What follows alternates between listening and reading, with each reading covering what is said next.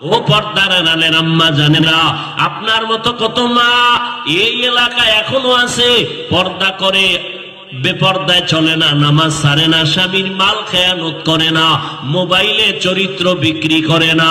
এরে আম্মা জান, আপনি কেন পর্দা করতে পারেন না? স্বামীর মাল হেফাজত করতে পারেন না? ওরে মাল তো স্বামীর না, স্বামী যত কষ্ট করে কামাই করে সব আপনাদের জন্যই তো করে।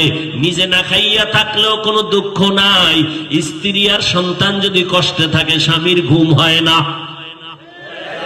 মা যদি চিন্তা করতেন স্বামী যদি মরে যায় এই সম্পদ আমার, এই চিন্তা যদি কোনো মা করতেন স্বামীর মাল কখনো গুনার কাজে ব্যয় করতেন না।